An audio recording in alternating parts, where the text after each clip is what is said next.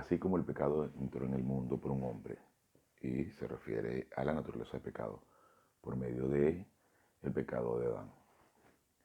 Así como el pecado entró en el mundo por un hombre, y por el pecado de la muerte, muerte espiritual, así la muerte pasó a todos, por cuanto todos pecaron. Y hay que entender que existen dos tendencias en la naturaleza del pecado. No dos pecados, sino dos tendencias. Vamos a decirlo así, izquierda o derecha. Vamos a llamarle eh, pseudo espiritualidad y el pecado. Porque existen dos inclinaciones de la naturaleza del pecado. Y te puedes dirigir hacia el lado izquierdo, vamos a decirlo así. Crímenes, drogas, alcohol, prostitución, todo ese tipo de pecados. Y está en la otra tendencia, que es la menos mencionada o la menos conocida, o la que las religiones no hacen énfasis o no hacen mención de ella, pero no es más que aquella tendencia al ascetismo, a la autorrectitud. Pero nos dice en Isaías 64:6, porque todas nuestras justicias, nuestras rectitudes, se está refiriendo a todas aquellas buenas obras en las que el individuo puede pensar que agrada a Dios, este, que no es más que son obras de autorrectitud, obras de rectitud humana o obras de bien humano, que están hechas en la naturaleza de pecado. Y dice entonces en Isaías 64:6, porque todas nuestras justicias o nuestras rectitudes son como trapos de inmundicia. Y se está refiriendo a los trapos menstruales. Se está refiriendo a todas aquellas cosas que el individuo hace en la llenura, en la naturaleza de pecado, fuera de la llenura del Espíritu Santo, creyendo que con eso agrada a Dios. Es decir, y vamos a explicar un poquito más adelante, con más detalle, a qué se refiere. Pero no es más que todas aquellas cosas que el individuo, y hablo de individuo no como, porque no voy a utilizar esa eh, tontería de individuo y individua, el individuo en general, el género humano, hace creyendo que de alguna forma puede alcanzar la salvación, puede agradar a Dios. Cuando la Biblia es muy clara y nos dice, he aquí mi hijo muy amado en quien tengo complacencia. Y no puede haber complacencia más allá que reposar, descansar en la obra maravillosa de nuestro Señor Jesucristo en la cruz. Por lo tanto, la única forma de ser agradable ante los ojos de Dios es, número uno, aceptar el sacrificio de nuestro Señor en la cruz. Y así somos, en ese instante somos blancos como la nieve. Cuando se nos presenta el Evangelio estamos recibiendo ese regalo increíble y poder aceptar que Él hizo todo en la cruz. Y a partir de allí, lo único que nos queda es citar nuestros pecados para volver a ese instante. Y todo el énfasis está en Él. Todo el énfasis está en Cristo. Él lo hizo todo. Y no tener nosotros esa carga tan pesada en los hombros de creer que podemos hacer algo para agregarle a la obra de nuestro Señor Jesucristo. Cuando lo único realmente agradable para Dios es eso, la obra de nuestro Señor. Entonces poder descansar, saber que no debemos hacer nada, no tenemos que hacer nada, solo citar nuestro pecado, reconocer que Él lo pagó todo en la cruz y volver a estar como ese instante en el que creímos en Él, blancos como la nieve, y así estamos en comunión. Y eso nos impulsa a estudiar la palabra de Dios. Tenemos hambre por conocerlo, queremos saber más de Él, queremos entender por qué razón ha sido tan increíblemente generoso con nosotros. Y comenzamos a comprar tiempo en la llenura del Espíritu Santo, en el tercer cielo, descansando en Él. Y así nos encaminamos a la cima. Entonces unos breves instantes para que cada quien en la intimidad de su alma pueda citar su pecado, reconocerlo ante nuestro Señor y entonces disponernos a estudiar la palabra de Dios.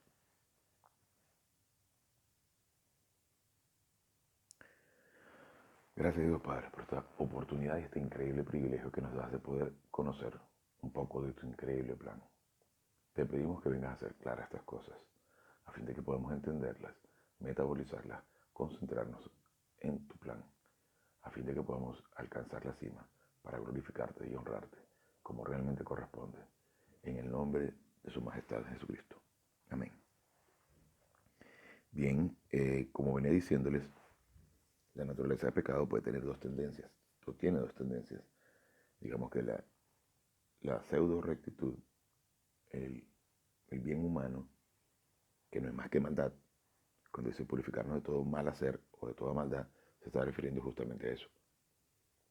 Cuando alguien llega ante Dios a decirle gracias Señor porque yo he podido hacer tal o cual cosa, o porque soy bueno, o porque mira Padre lo bueno que soy, muchas veces no lo dicen directamente con ese tipo de palabras. Sin embargo, prácticamente eso es lo que dice el individuo cuando le muestra ante Dios sus obras de bien humano, como si fuese una ofrenda agradable ante Dios, cuando la única ofrenda que es agradable a Dios es la obra de Cristo. Entonces, si somos realistas y somos prácticos y vemos que está la obra de Cristo, que Cristo se presenta como obra, como ofrenda a Dios, que el ser único del universo, el monogenes, viene a hacerse hombre para morir por todos los pecados del género humano, pagando todos los pecados, viene a morir por todos nosotros. Y viene algún individuo y dice, fíjese, yo aquí estoy donando un cheque de $1.000.000 a una fundación de niños con síndrome de Down y sale un espectáculo público haciéndose ver como muy bondadoso. Efectivamente esa es una obra de bien humano, es una obra satánica, independientemente de lo abundante que sea la ofrenda, ¿no? El regalo, la donación. No tiene nada que ver con eso. Y es allí la diferencia entre los fariseos que llegaron al templo a dar su dinero, y lo vemos constantemente en establecimientos religiosos, donde los individuos llegan con una cantidad de dinero que prefieren que se vea el monto que están dando, y de hecho muchos que van a dar menos se sienten un poco incómodos a saber que están dando poquito, pero resulta que la señora, la viejita, llegó con un par de moneditas, pero estaba dando de manera correcta, y Cristo lo sabía, por eso dijo, ella es la única que está dando correctamente. Porque el momento de dar, por eso el diezmo es una manipulación terrible que utilizan las religiones para sacar dinero de los creyentes, ¿no?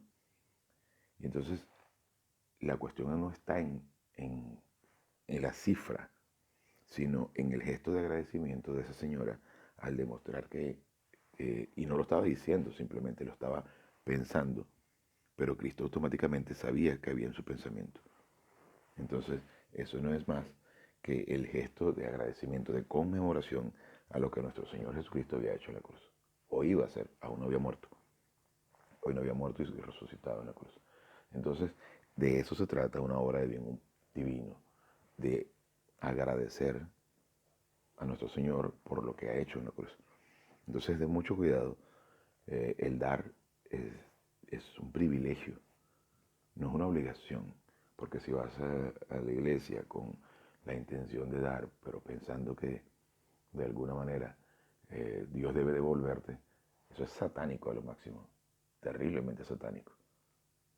De hecho, la Biblia nos dice que todas las obras pasarán por fuego, a fin de que paja, heno, hojarasca, oro, piedras preciosas, y se está refiriendo a que las obras de bien divino y las obras de bien humano las colocamos al fuego, y evidentemente las que son paja, porque eso es lo que son paja, las obras de bien humano, se van a quemar en el fuego, no van a prevalecer, porque el oro, el diamante y las piedras preciosas no se van a quemar si los colocamos al fuego, que son las obras de Cristo en la cruz.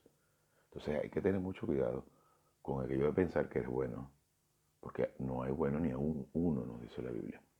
Entonces hay que tener cuidado, porque sabiendo que tú estás haciendo algo con la intención de agradar a Dios, definitivamente ya es satánico. Si deseas hacer algo, hazlo sin ningún interés, no pretendiendo que te lo agradezcan, porque de ya te estás pagando.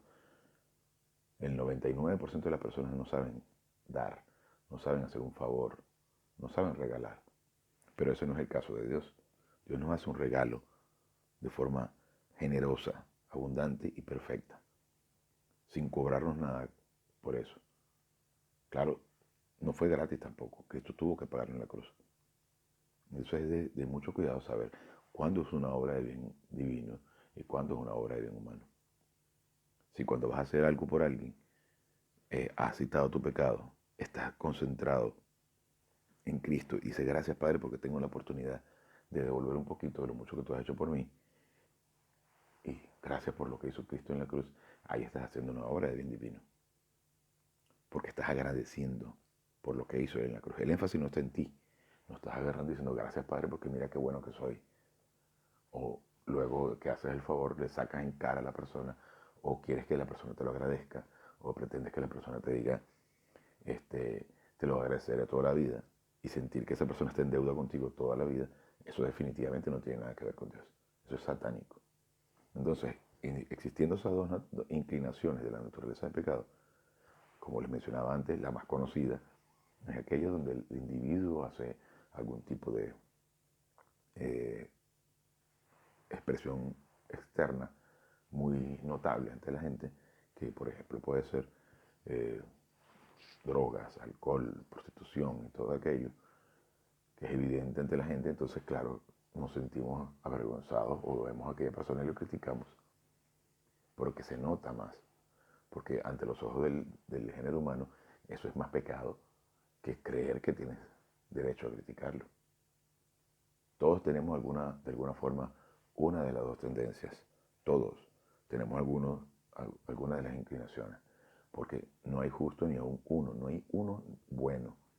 Todos tenemos naturaleza de pecado por cuanto todos pecamos y todos eh, somos pecadores, algunos más visibles que otros. Entonces, aquí no hay nadie que se dé golpes de pecho que pueda decir que no comete pecado. Y si decimos que no cometemos pecado, hacemos a Dios mentiroso, no dice en primera de Juan. Entonces, hay, lo que quiero con esta clase es que entendamos las dos tendencias de la naturaleza de pecado y podamos comprender qué es el pecado. El pecado es actuar independientemente de Dios, porque preocuparse es un pecado. Estás quitándole a Dios el peso para tratar de cargarlo tú cuando te preocupas.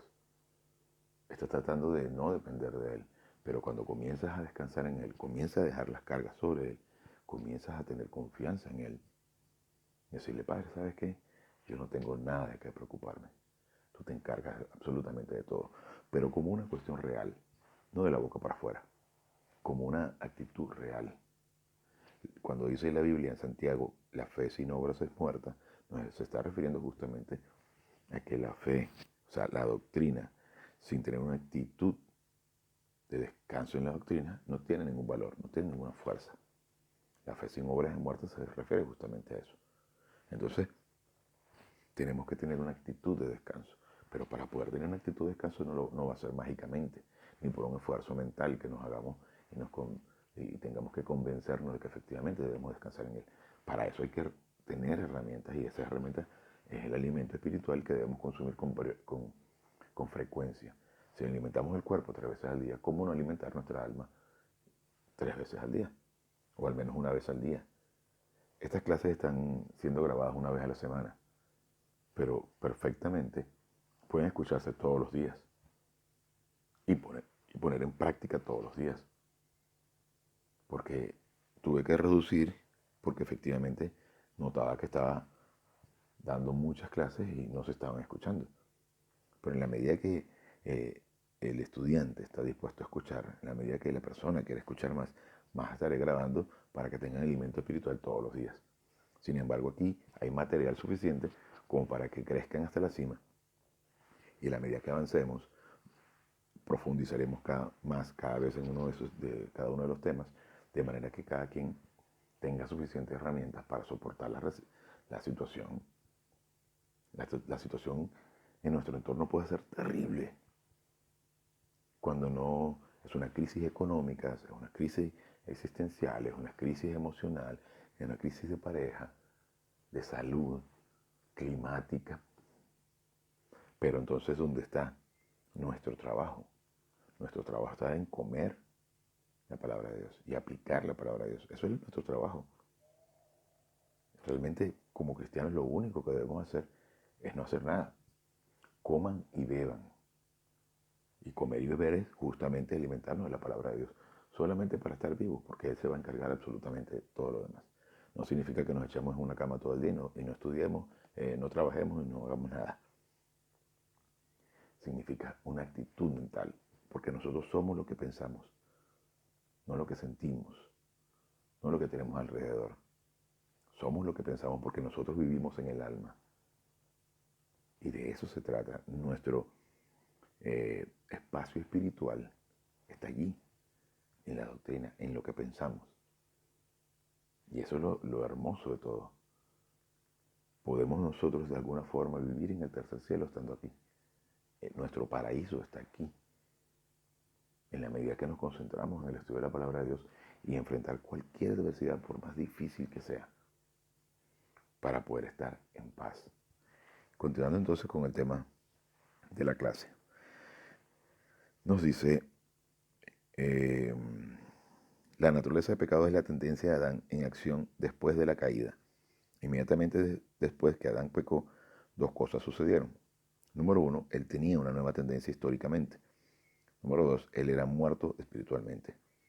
Recordemos que tanto Adán y Eva fueron creados tricótomos, es decir, alma, cuerpo, alma y espíritu. Y al momento de la caída pierden el espíritu, vuelven a nacer espiritualmente una vez que creen en Cristo. Que de hecho fue el mismo Cristo el que hizo el sacrificio de un cordero sin mancha y los vistió. Le hizo una representación de lo que sucede en la cruz.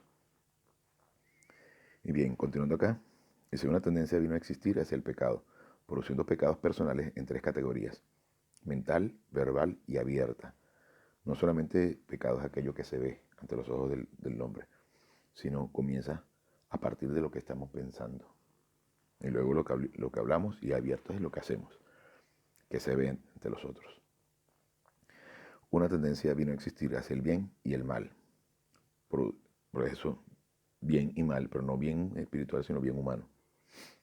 Una tendencia vino a existir hacia el bien y el mal, produciendo la política satánica para un pseudo milenio. Y cuando se refiere a un pseudo milenio, es aquella intención de los individuos de tratar de mostrar que es posible, que es alcanzable, o una paz mundial. Solo Cristo va a traer la paz mundial. Es Cristo quien se tiene que encargar y va a encargarse de traer la paz mundial.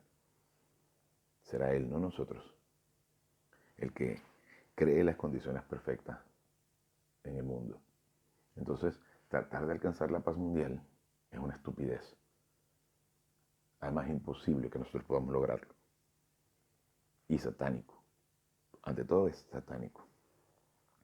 Tratar de quitarle a Cristo lo que Él va a hacer. No podemos hacerlo. La tendencia hacia el bien y el mal también vino a ser parte de la fundación del pecado de Adán. Las tendencias hacia bien y el mal están en operaciones en ese instante. Sin embargo, a consecuencia de la imputación judicial de todos los pecados en Cristo, el pecado ya no es un asunto de juicio, excepto en el área del regresar a comunión. Cuando Adán escogió el árbol, él escogió la política de Satanás, haciendo a Satanás inmediatamente el gobernante de este mundo. El jardín no fue tanto un golpe de Estado, sino fue un acto de rendición. Recuerden que el que tenía el gobierno del mundo en ese momento era Adán, y Adán se lo cedió al pecar. Entonces, es interesante porque podemos entender, podemos ver claramente cómo el hombre se dio el poder que Dios le había entregado, dándole el gobierno a Satanás. Bien, la caída del hombre resultó en varios cambios fuera del jardín. Número 1, Satanás a ser el gobernante de este mundo. 2, la naturaleza del pecado vino a ser el gobernante del cuerpo del hombre. Le cedimos, le cedió el control del hombre a su naturaleza de pecado. En ocasiones hay tendencias de naturaleza de pecado que son tan increíblemente difíciles de controlar y de poder enfrentar, que la persona no puede, bajo ningún concepto, eh, enfrentarse a eso y controlarlo. Pero sí se puede. Solo es cuestión de que se disponga. Si el individuo es positivo, tendrá la posibilidad de enfrentar cualquier tentación con alimento espiritual. Y número 3, el género humano vino a estar espiritualmente muerto y por lo tanto bajo condenación de la justicia de Dios, que vino a ser nuestro nuevo punto de referencia. Letra H. Adán recibió un alma perfecta y por su voluntad negativa se rebeló contra la autoridad divina y creó la naturaleza de pecado. La voluntad de Adán era un instrumento perfecto, pero siendo libre, él podía rechazar la autoridad divina. Y es eso lo increíble. Dios nos permite esta increíble libertad de seguirlo o rechazarlo. De hecho, hay solo un pecado que Cristo no pudo pagar en la cruz. No pudo pagar un solo pecado. Y esa es la blasfemia contra el Espíritu Santo. Pero cuando la gente dice la blasfemia, no entienden qué significa. Y la blasfemia contra el Espíritu Santo no es más que no creer en Él. ¿Por qué? Cristo no podía pagar el pecado de no creer en Él, porque Él creía en sí mismo, Él sabía quién era. Entonces, la blasfemia contra el Espíritu Santo es cuando el Espíritu Santo te presenta el Evangelio. De hecho, estas solamente son palabras que yo pronuncio. Dios usa mis cuerdas vocales, pero yo tengo la libertad de decir esto o decir otra cosa. Pero es el Espíritu Santo quien hace claro el mensaje a aquellos individuos que están en la llenura del Espíritu Santo y que están siendo positivos y están escuchando y se están exponiendo el estudio de la palabra de Dios. Entonces, cuando tú le das el Evangelio a alguien, le dices, ¿sabes qué? Cristo murió por ti en la cruz. Y esa persona lo rechaza, y a quien está rechazando es el Espíritu Santo que está presentándole ese mensaje. Tú pronuncias las palabras, pero es el Espíritu Santo el que en ese instante está funcionando como espíritu humano para que esa persona, si tiene la voluntad positiva de creer, crea. Pero puede ser que esa persona lo rechace. Y si esa persona lo rechace, esa va a ser la razón por la cual será condenado. Será condenado precisamente por rechazar el Evangelio. El único pecado que Cristo no pagó en la cruz. El único por el cual la persona será condenada. Ya no son los pecados personales. No tiene sentido que sean los pecados personales porque no pueden ser motivo de condenación cualquier pecado que podamos cometer personalmente, según la tendencia de cada quien. No puede ser. ¿Por qué razón? Porque Cristo lo pagó todo en la cruz. Y es judicialmente ilegal que dos personas sean condenadas por el mismo delito. ¿Ok? Y entonces, ¿qué quiere decir esto? Dios no va a juzgar a Cristo y te va a juzgar a ti por tus pecados personales. Eso ya no tiene importancia. Para lo que sirven para lo que estorban los pecados personales es para romper la relación con Dios. Pero bajo ningún concepto es el motivo de nuestra condenación. Nadie que crea en Cristo será condenado. Y nos dice en Romanos 8, porque ninguna condenación está para los que están en Cristo Jesús. Porque ninguna condenación hay para los que están en Cristo Jesús. Y es justamente eso, porque no seremos condenados en función de nuestros pecados, sino por rechazar a Cristo. Pero los cristianos no seremos juzgados. Nos presentaremos en algún momento en el trono de evaluación donde seremos avergonzados por última vez, eso sí, pero bajo ningún concepto, y podremos ser premiados o avergonzados, pero no seremos en ningún momento condenados por nuestros pecados. Podrá llegar el ser humano más bondadoso del mundo, con todas las obras de bien humano, en el momento del juicio, y decir, mire, pero aquí están mis maletas de buenas obras. Yo doné a iglesias, doné a centros de caridad, hice esto, salvé niños enfermos, salvé a los delfines, a las ballenas. Eso no sirve para absolutamente nada. ¿Creíste en Cristo? No, pues vete para allá, al lago de fuego por toda la eternidad con Satanás y sus demonios. Porque he aquí mi Hijo muy amado en quien tengo complacencia. Está clarísimo. No existe otra cosa que nosotros podamos agregarle a la increíble obra de nuestro Señor en la cruz. Entonces, de eso se trata. Ok, continuando aquí, todos nosotros tenemos este molde original. Cuando el alma no está controlada por nuestra naturaleza de pecado, el alma viene a ser el campo de batalla que la naturaleza del pecado ataca y donde es a menudo tácticamente la ganadora. Muy frecuentemente, la naturaleza de pecado gana la batalla, porque nosotros lo permitimos.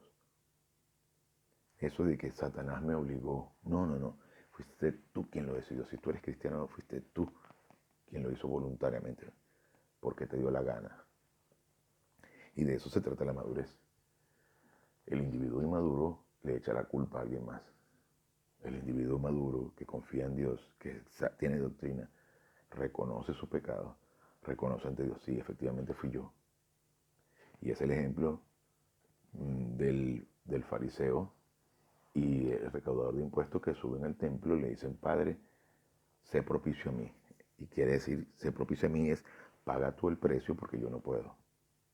Propiciar es pagar una deuda. Señor, sé propicio a mí. La satisfacción de una deuda es eso, propiciar. Señor, sé propicio a mí, porque, o sea, yo no puedo por mis medios. Mientras que el fariseo miraba al recaudador de impuestos y decía, Padre, gracias porque no me hiciste como este recaudador de impuestos. Un individuo autorrecto que creía que con eso agradaba a Dios. Y entonces el que bajó justificado fue justamente el que reconoció su debilidad. Entonces es importante que entendamos esto porque es la mecánica que nos va a permitir liberarnos del peso tan increíblemente grande que se nos inculca en las religiones al hacernos creer que nosotros debemos tener un cierto tipo de conducta, un cierto tipo de comportamiento para ser agradables ante Dios, cuando es falso. Y que también es importante que entendamos la mecánica de la llenura del Espíritu Santo y de citar nuestros pecados, porque de eso va a depender que nosotros crezcamos espiritualmente, comencemos a exponernos a la palabra de Dios y comenzar a alcanzar la paz y la felicidad que se requiere para poder llegar a la cima y poder enfrentar todas las circunstancias con tranquilidad. Pero entonces necesitamos entender que no tenemos que cargar ese peso, que debemos concentrarnos en el estudio, que podemos descansar en su plan perfecto y no actuar como Adán, el muy cobarde, falto de que en lugar de decirle a Dios, yo cometí esto, yo lo hice, en lugar de eso le echó la culpa a la mujer que tú me diste, es decir, le está echando la culpa a Dios y a la mujer que tú me diste. Y automáticamente cuando ellos cometen un pecado, ¿qué hicieron? Crearon una religión al taparse por sus propios medios, porque querían verse morales. Entonces fue una obra de bien humano la que hicieron al momento de haber comido la fruta, que no fue una manzana.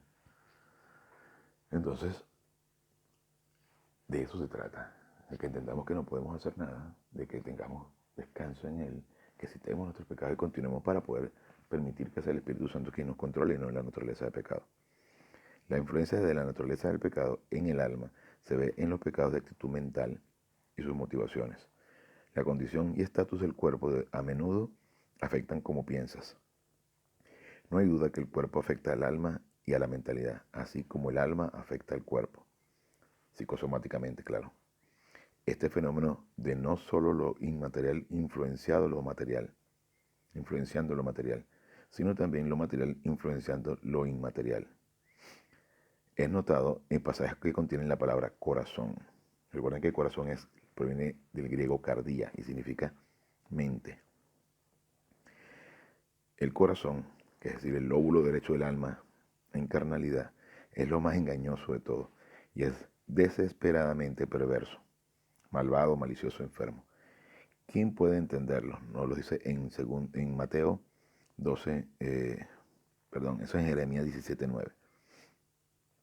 En Mateo 12, 33 al 35 nos dice, haced bueno el árbol y bueno el fruto, o haced malo el árbol y malo su fruto, porque el árbol es conocido por su fruto. Y nos dice en el 12:34 de Mateo, generación de víboras, ¿cómo podréis vosotros, siendo malos, hablar cosas buenas? Porque de la abundancia del corazón habla la boca. Recuerden que el corazón no es más que la bomba de sangre, un músculo. Se está hablando de nuestra mente. Y es nuestra mente la que debemos preservar con suficiente doctrina para que lleguemos al máximo crecimiento espiritual, poder concentrarnos en el llegar a la cima. En el 12:35 nos dice, el hombre bueno del buen tesoro saca cosas buenas y el hombre malo del mal tesoro saca cosas malas. Y lo vemos muy frecuentemente cuando los individuos religiosos tomando la palabra de Dios la tergiversan para enseñar basura, es decir, religión. En Mateo 15:19 nos dice, porque del lóbulo derecho vienen pensamientos de maldad, es decir, punto de vista cósmico. En Marcos 7:21 nos dice, porque desde adentro del corazón del hombre salen los malos pensamientos, las inmoralidades sexuales, los robos, los homicidios, los adulterios, las avaricias, las maldades, el engaño, la sensualidad, la envidia, la blasfemia, la insolencia y la insensatez. Todas estas maldades salen de adentro y contaminan al hombre. Imagínense, nos jodimos todos. ¿Ok? Y perdonen que lo diga con esa palabra, pero es que no hay manera de decirlo. Nos jodimos todos, porque alguno de estos habremos cometido. Pero tranquilos, Cristo los pagó todo en la cruz. Y esta es la belleza. Una de las grandes bellezas de nuestro Señor es justamente esto, que pudiendo descansar en su plan perfecto, en su obra increíble de la cruz, nosotros podemos agradecer a Dios y llegar hasta la cima, porque tenemos una libertad. Párense firmes en la libertad con la que Cristo los hizo libres. Y es decir, confíen, son libres, pero disfruten de esa libertad, eligiendo correctamente lo que deben hacer. Y con esto terminamos la clase de hoy. Una pequeña oración y nos retiramos. Gracias Dios Padre por esta oportunidad y este increíble privilegio que nos das de poder alimentarnos de tu increíble y hermoso plan, tu hermosa palabra. Te pedimos que vengas a hacer claro este mensaje a fin de que podamos metabolizarlo y poder concentrarnos en ti para llegar a la máxima cima. En el nombre que es sobre todo nombre, el de nuestro Señor Jesucristo.